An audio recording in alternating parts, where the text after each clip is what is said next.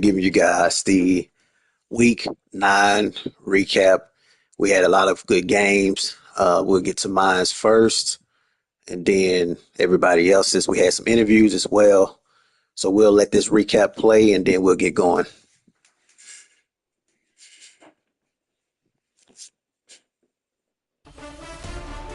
Halfway home. Hi everyone, Scott Hansen here, and this is your EA Sports Weekly Recap for week number 9. Lots to get you caught up on. We'll start in Arlington. The Cowboys at home to take on the Arizona Cardinals. And it's Marvin Harrison Jr. A brilliant catch and run for the touchdown. The Cardinals had to fight for this one, but they get the job done. 28-24 the final. Next up, why don't we go to Foxborough and check in on the Patriots as they play host to the Atlanta Falcons. And it's the rookie from Wazoo, Kyle Williams. He'll take it all the way to the end zone. What a play for the score. One more for you. Let's go to Cincinnati. The Bengals hosting the Chicago Bears. And it's DeAndre Swift. Throw it out there on a little simple screen pass, but he'll turn it into much more than that. That'll do it for us. Until next week, Scott Hansen in Orlando. Good night from all of us at EA Sports.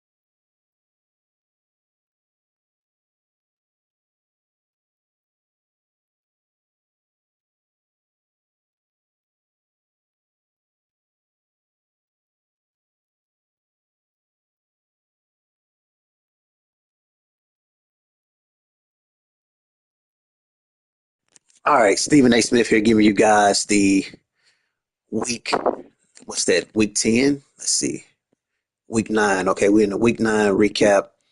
Um, One question was, why did I not take a knee um, continually?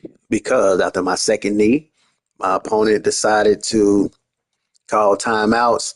From there, it's all on, man. We're not going to just lay down. We're not quitting. So when he called those timeouts, we're going to finish the game, obviously.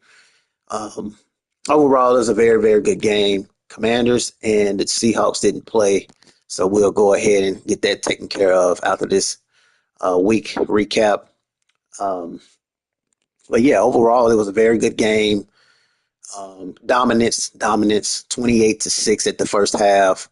From there, after that third quarter, I started slowing down, realizing that we're up big pretty much.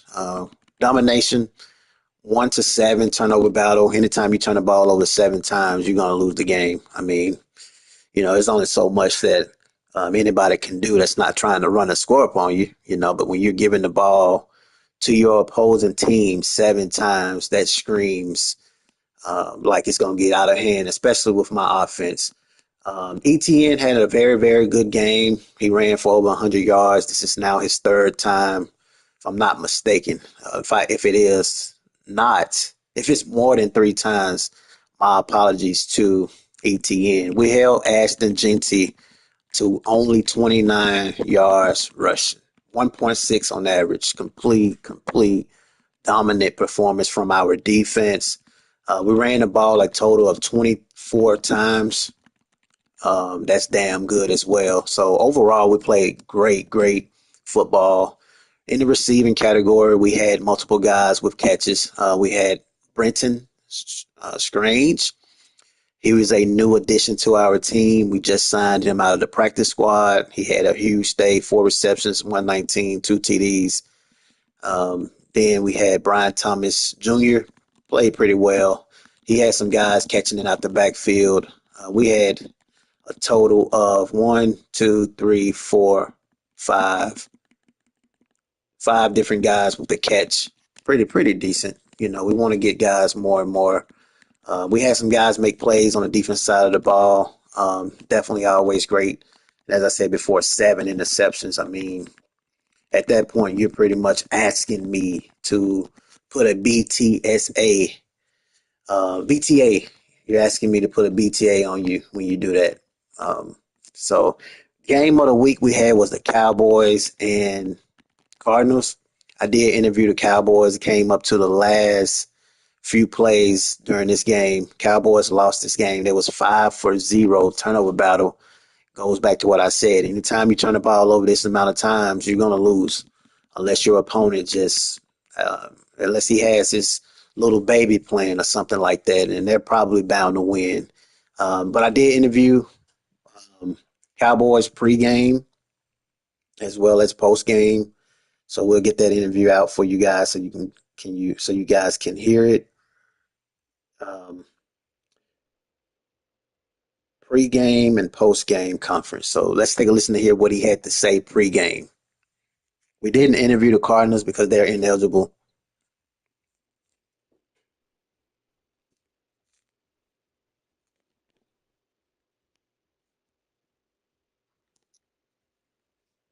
Yes, how you doing, Stephen Smith? Thank you for having me here. But yeah, we go through the day-to-day struggles of any normal team. You want to you want to get out there and put your best product on the field when you're trying to compete out there, and sometimes you come up short.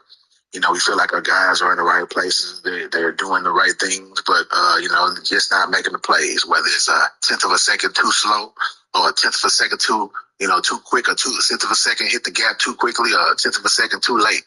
We need to fine tune the things that we're doing around here. And as far as our identity, we've always been a scrap first team. You know what I'm saying? It doesn't matter of our identity. Of course, we like to run the ball like any team with capabilities of run would like to do. But, we do what the defense gives us, and we take what the defense gives us. And we're pretty good at that. So we just got to, follow our instincts. So we had to talk about this to the guys in practice, and we're just going to follow our instincts, go out to Arizona, make sure we all execute, and every man is, liable for doing his job, and we should come out victorious. All right, so that was the Cowboys pregame. And so let's take a listen to hear what he had to say post-game as they came up short late in this football game. Um, let's get to it. And then, by the way, Cowboys was 85% favorite in this football game. It was like 3-4 people voted for the Cardinals to win. I was one of those that didn't vote for the Cardinals. I felt like Cowboys could at least win this one, but it's almost like sports betting. Once you show me you're not going to you're not going to help me make money, then I'm going to stop betting on you. So that's the similar treatment I'm going to give the Cowboys is because they let me down with my vote. But anyway, let's take a listen to hear what Massive had to say after the loss to the Cardinals. Yeah, Stephen, it's sad out there, man.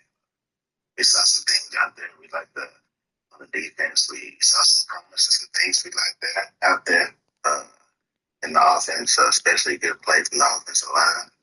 Some good play in some certain areas with key passes, some key third downs. It seems like every week that we get better at one thing, we get worse at another, or we get better at that thing, and then something else happens. Unfortunately, just things happen. You battle back, you fight hard, the defense fights hard to get the ball back. Then we punt the ball, and Turpin fumbles the punt, and they get the ball back. Just soul crushing things seems to happen to this team. But we look at things, we take the good with the bad. I believe in fate. And everything will write itself out at the end. And like we're destined to get that superstar guy in the draft this year. Maybe we're not, but it's not over with. We're gonna go to the playoffs. We're gonna make things happen. But you can't explain the unexplainable, Stephen A. You can't explain the unexplainable. Thank you guys for your time. Thank you for your time. You can't explain the unexplainable. Very, very interesting ending from the Cowboys. Nevertheless, they will be on the road, I want to say, and they will face off against. Actually, they will be on a bye week. All right, so they will be on a bye week, so they have a chance to get things together for week 11. All right, moving on. We had the Packers and the Carolina Panthers. Turnover battle was 1-2. Green Bay won this game 45-26. Taking a look at the statistics, we see Green Bay, Jordan Love, he had 200 yards passing, 2 TDs, 1 interception. Bryce Young played pretty well. Never mind. No, he didn't. I'm going to stop sugarcoating things. Bryce Young played horrible. 2 interceptions, 3 sacks. Not how you win games. Josh Jacobs, 216 yards running. Very, very well. 4 TDs rushing. Absolutely best game of the entire season in the GFSSL league. Wide receivers did a phenomenal. T Mac had 12 receptions, 111 yards receiving, and then 1 TD. Wow, he absolutely did a lot in this game. Xavier had 6 receptions, 85 yards. So it was some guys that definitely made plays in that matchup, and Green Bay definitely can use it. Next up, we had was the Ravens and the Dolphins. This was a game that they very well needed. Um, let's see if we interviewed them. We didn't.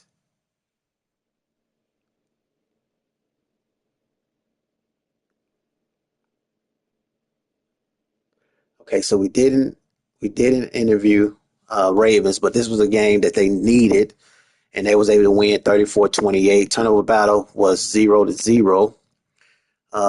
Player stats, both quarterbacks did awesome. 397. Wow, both of them had 397 passing yards, 4 TDs, no interceptions. Rushing wise, Keaton Mitchell played well, 101. Receivers, Tyreek Hill, 6 receptions, 268 yards, 3 TDs. Devontae Walker played phenomenal. We had 4 different receivers in this game with over 100 plus. Absolutely incredible. And surprisingly, with their ability to throw the ball that many times, no interceptions. So both sides was clicking. Next up we had was the Bears and the Bengals. I did interview the Bengals and the Bears. The Bengals did not respond. So I'm going to go ahead and save that as well. Bengals.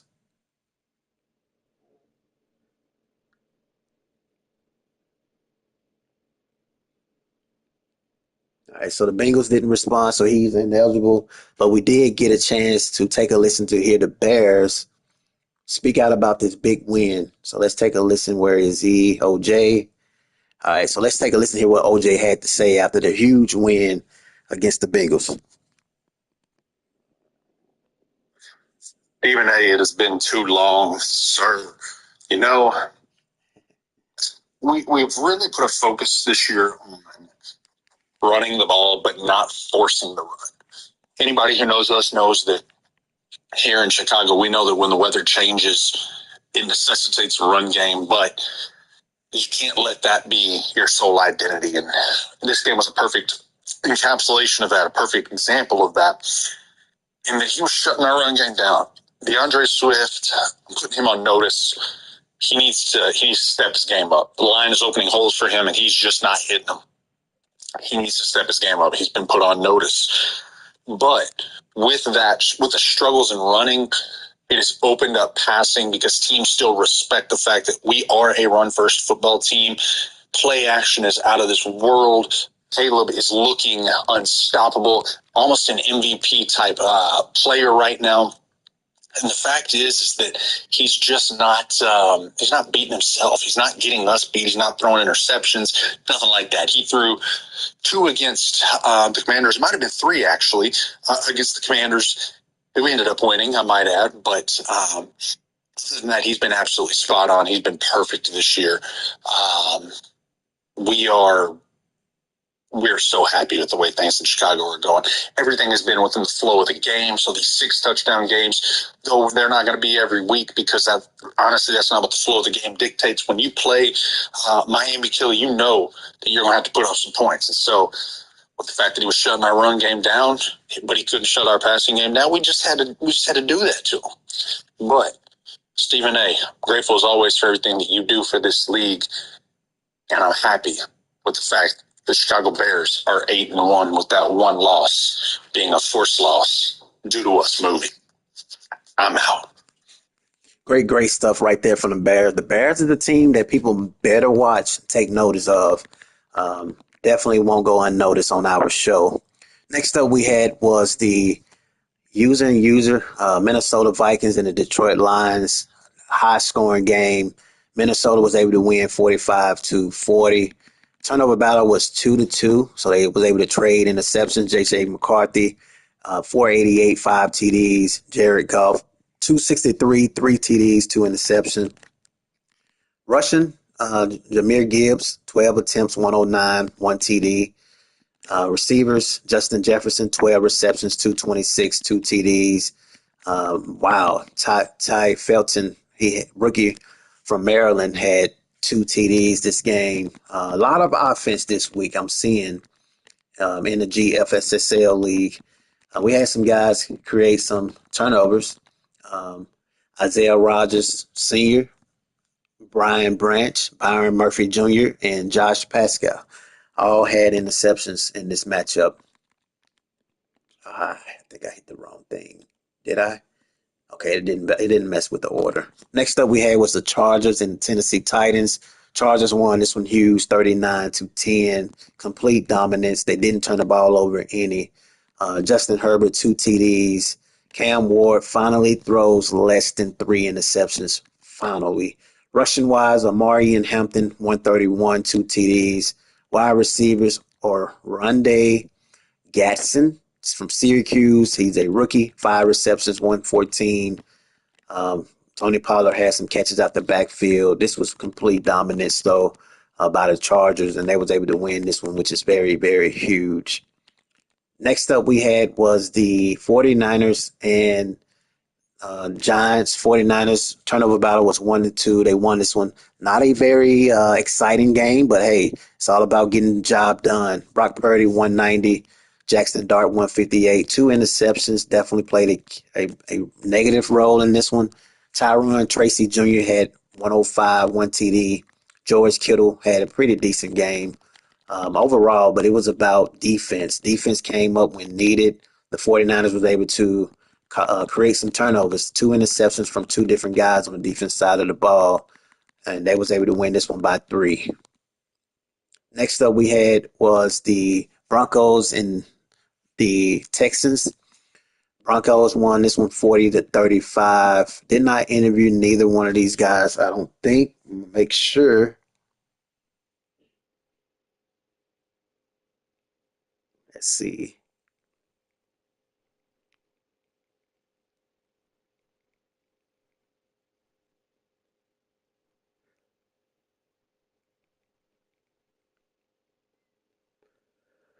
Let's see. Flybaby Gaming. No, we did interview Flybaby Gaming. So let's take a listen to. Oh, we did interview Broncos as well. So let's take a listen to hear what Flybaby Gaming had to say after losing to the Broncos. See, man, yeah, this was a tough loss right here, man, because the offense came in and did everything we're supposed to do. Took care of the ball for the most part. We had one big interception, and also we had a fumble that was returned for a touchdown. And my eyes, that fumble for a touchdown was the difference in this game. And the defense, we couldn't shut down the run. He had a couple big runs for touchdowns that kind of put us in bad spots.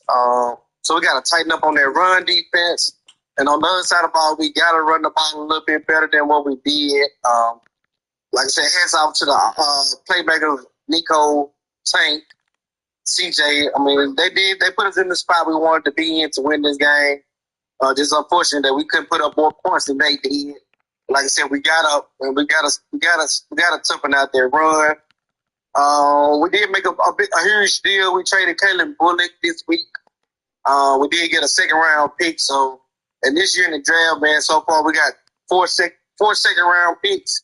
So we're looking up to shore up the offensive line and that defensive line. And like I said, it's a marathon, not a race. We're hoping for to continue to build on success this season. But we'll see, man. We got some years to go, so it's gonna keep on, keep running.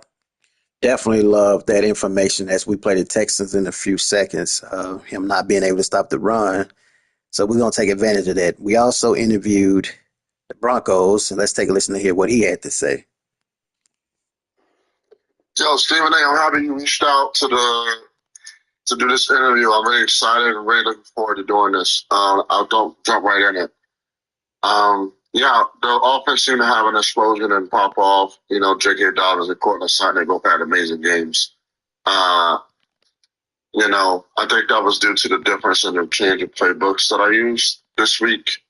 Obviously, you know, cannot divulge such information, but you know, it was a change of playbooks, and I think that's what led to the offensive explosion. However, the Houston Texans, they did not back up. The boys was a rep. You know, I think at one point I would think I was running away with the game, but like he kind of came back and made it a game. And that's why you can never tell anyone that. Sure. You can never take your foot off the pedal until you're absolutely sure that ballet is starting to sing. And, you know, at the end of the day, the Broncos got the win. Shout out to my opponent, the Texans. You know, he played a hell of a game. But, yeah, I think that was due to the playbook. When offense being changed, we kind of just didn't like the way the direction the offense was going in. So we gave it a change, and we'll see if we keep up with that change or we go back to the original. Don't know yet. Thanks for reaching out, though. Good luck the rest of the season to everyone. We out. Yeah, so that was the Broncos speaking about making a change as far as on offense. They did turn the ball over a lot, but we will see and keep track of their new offense. Next up we had was the Patriots and the Falcons. Patriots won this one 41-17. First half, it was, 8, 9, 10, 11. 31-3 in the first half. So for the most part, this game was pretty much lopsided. Michael Penix Jr., 4 interceptions. It goes back to what I said. Anytime you turn the ball over that many times, it's hard to win games. Defense came up big for the defense for the Patriots. 2 interceptions, and then they had 2 guys split an interception, and they was able to go ahead and rally past this football team. Huge. Next up we had was the Colts and the Steelers, the team that we're definitely worried about over here as far as the Jags. Played a clean game, 0-0 as far as turnover. 3 TDs, no interception. Will Howard, 217, 2 TDs, no interception. And then we seen Aaron Rodgers played a little bit this game, throwing a TD back up, obviously. So that was great. Jonathan Taylor, 15 attempts, 102, 2 TDs. Complete dominance, man. Defense showed out. And this was a game that definitely you did not want to miss. That's for sure. Okay. And the Colts was able to win this, so they still undefeated. Next up we had was the Jaguars and we did this one. I had to remind myself. Next up we had was the Saints and Rams. Turnovers was 2-4. Turned the ball over 4 times, so you can clearly see Rams lost this one. Looking a little bit further into this, we see the run game was okay. Wide receivers did phenomenal in this one. Puka Nakua, 7 receptions, 125. Alvin Kamara had a TD. Devontae Adams had a TD, 10 receptions, 78 yards. Definitely was good right there. Defense, we had 4 different guys on the defense made a interception. Kool-Aid McKinstry, 1 interception. Bullock and Kitchens all had an interception. A lot of turnovers in this one. Come on, EA, don't do that to me. A lot of turnovers in that one right there. Next up, we had the Bills and the Chiefs. Bills won this one 31-7. Turnover battle was two. Wait a minute. Turnover battle was 2-0, 2-1. Josh Allen threw two interceptions. Patrick Mahomes threw one. James Cook almost was able to get 100 yards, but he just could not. He had carried the load, though, 25 attempts. Wear and tear right there. Wide receiver for Buffalo Bills, 6 receptions, 104, 1 TD. Rasheed Rice, 3 receptions, 104, 1 TD. Defense, two different guys on Buffalo was able to create an interception. So, and they was able to win that one against the Chiefs. Lastly, we went over this one. The Cowboys and the Cardinals, very, very close game with that one. Taking a look at the top performers, Drake May, Cam Ward, and Mayfield all in the top three. Jacobs, Taylor, and Blue moves into the top three in rushing. Justin Jefferson, A.J. Brown, and Jamar Chase all top three. Defensively, we got Tampa Bay, Cowboys, Verse has moved in the top three, and then you have Carter. Interceptions, Franklin, Steele, and we got a guy now finally in the interceptions, 6 as far as top three in interceptions. Ransaw for the Jacksonville Jaguars. And then the tackles, we have Bynum, the Giants, Riki, and Dan Barnes, all in the top three. Taking a look at the standings, we don't have any playoff berths yet, but it's getting closer. The Browns 6-2, 2 games ahead of the Ravens in the AFC North. AFC South, you got the Colts and the Jags. With the Colts and the Jags haven't played each other yet. It's going to be definitely a one we want to see. The Jets and the Patriots. Jets are 7-1 right now. AFC West, you have the Chargers and the Broncos.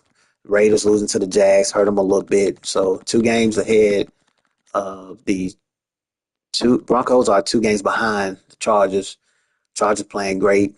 NFC North, you got the Bears and the Packers tied up right now. Taking a look at the division race, it's 2-0, 1-0, so it's wide open right now. NFC South, you got Tampa Bay and Falcons, top 2 right now. Looking at the division record, you can see that it's pretty tight, but the Buccaneers still undefeated in that division. NFC East is probably the worst division in the GFSSL league. Cowboys lost, Commanders lost. Well, the Commanders actually on a 2-game winning streak. Eagles lost twice, Cowboys lost twice. If that continues, you can see the Commanders make an exchange in the NFC East. NFC West, you got the 49ers and the Rams. Taking a look at the division record, and you can see it is 2-1, 1-0, with the 49ers having extra games played in that division. Taking a look at some of the tweets that was tweeted out for this week. 2 of the league's top defenses set the scene as the 3-5 Eagles travel to face the 7-1 Packers. The forecast calls for fireworks in the Colts this week with 2 of the league's best offensive colliding, Falcons and the Colts. Yeah, Micah Penix Jr.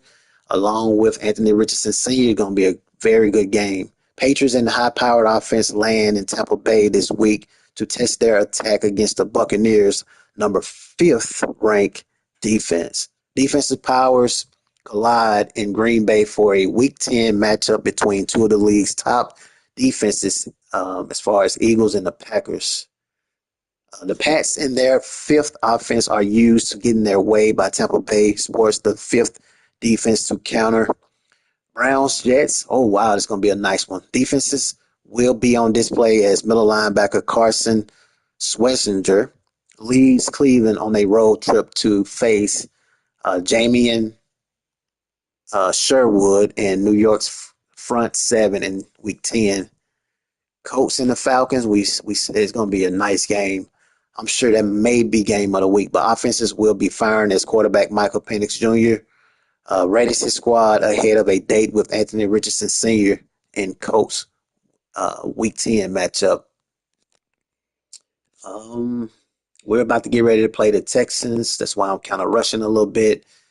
I think that's all we covered or we need to cover this week. and we'll get to incentive talks as we get closer. We're going to go ahead and sim this training, and we'll get going. Peace.